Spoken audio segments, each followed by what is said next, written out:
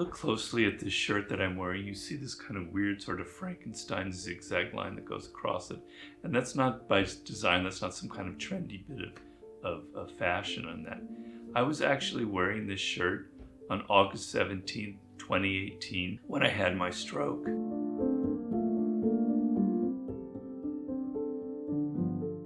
I was sitting in a car about to drive, and Anna, my girlfriend at the time, now my wife, noticed that something was very wrong with my face. She pulled me over out of the traffic where I was about to get into a terrible accident, and I passed out. I was in a coma, and she called 911, and they came, and in order to intubate me, to get something inside me to get rid of the blood clot, they took scissors and they just cut the shirt right off of me, cut it in half, and ripped it off. And a year later, after my stroke, I was asking Anna about this shirt because when I was wearing it at the time, it was my favorite shirt and I hadn't seen it in a while. And she told me what had happened to it. And I was really sad. And I go, do we have it? And she said, yeah, they've given it some awful plastic bag from the hospital. It's in my closet. I wanted to throw it out. And I go, no, can you actually sew it back together again? She likes to sew. She said, sure. But you sure you want to wear it, Robert? It's got such awful memories. It was the worst day of my life. I go, well, yeah, I want to wear it. Sure, fuck hell, I want to wear it. It's like a remembrance of death. It's a remembrance of my coma. It's a remembrance of how close I came to dying. So she sewed it back up, and I've been proudly wearing it ever since. And whenever I do wear it, it reminds me that I am alive, that I came that close to dying. It's what I would call Memento Mori, to do a reminder of how close death is. And so on August 17th, which is the anniversary, I have this very perverse idea that when I tell Anna and other people, they go, God, you're morbid, you're awful. I want to celebrate my death day. That was the day that I came very close to death. It's like the opposite of my birthday, but it is another form of birth. So I think it's very important to have these kinds of memento mori. Normally, they're just little things that kind of remind you of your mortality. They don't have a much emotional connection, but they can. But this literally drips with the memory of my coma and of death and of coming close to it. And it reminds me of how fragile life is and how I have to appreciate the fact that I'm still alive here today. The power of being aware of your mortality is not a morbid thing at all.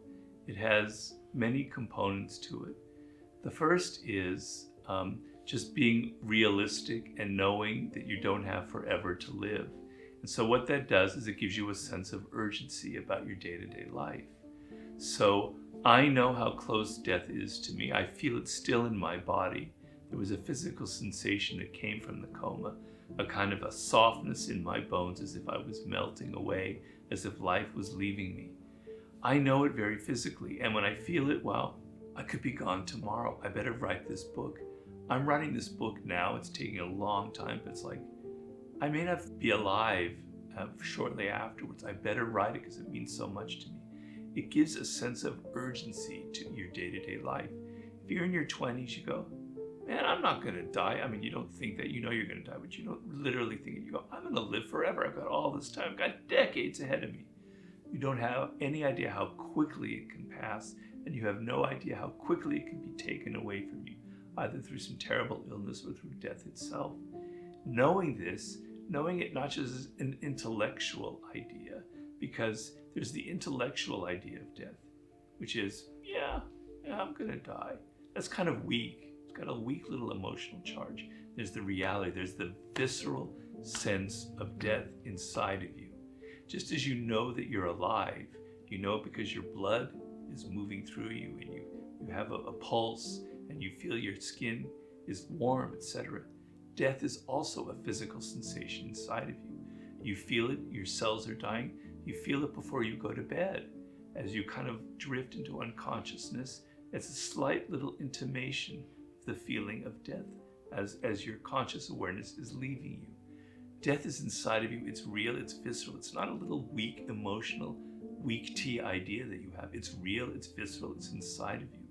And samurai warriors who had to face death in a sword fight. And imagine that. These aren't two boxers in a ring. These are two men with long swords who are fighting to the death, right?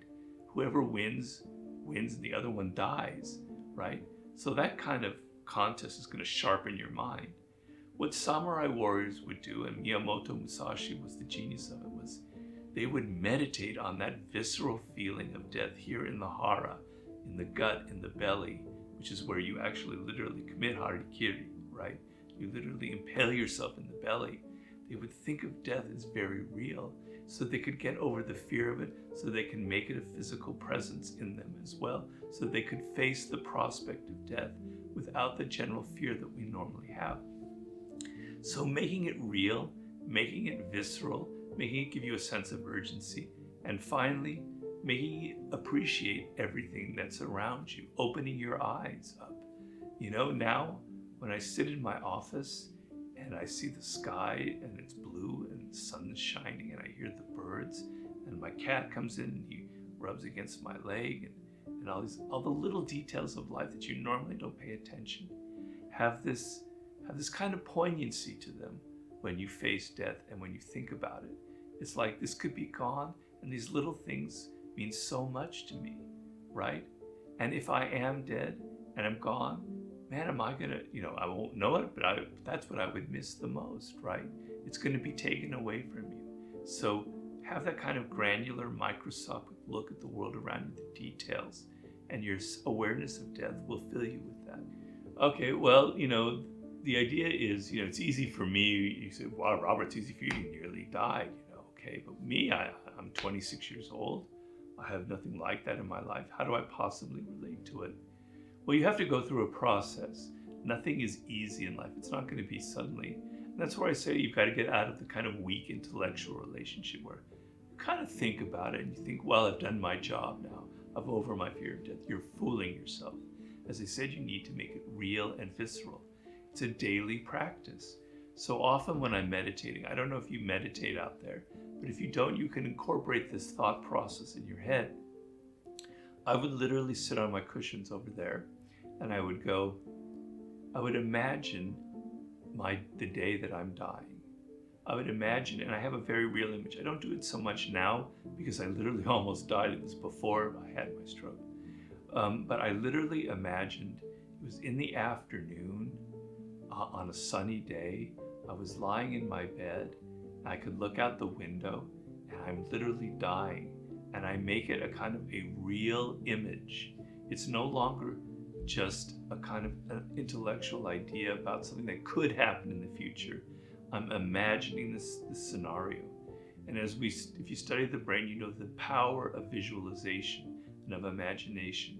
And the things go on in the brain as if it was actually real or actually happening to you. So if you literally imagine the circumstances of your death, and I don't recommend making it like a car accident or a jet that crashes or something. It's too violent and it's too it's not how most of us die anyway. Most of us die in a hospital bed. But literally focusing on it, literally creating images in your head, details. The sheet on you, the sweat on your brow, the sky, the nurse in the room, the people that you love around you, the looks in their eyes, the sort of peace that might be coming over you. Because contrary to what you might think, the moment of death is actually a strange kind of peacefulness and a kind of acceptance. Not for everyone, it was for me, but you can imagine it differently. All I care is that you imagine it, that you give it a reality, not an idea, but something you visualize. How often you do that is important because it's something that you've got to train your brain to do, because normally you don't like to focus on this. So if you could go visit that room every day or at least once a week and add details and literally transport yourself into it, that's the kind of way where you can make this visceral here instead of here. That's one exercise I would recommend.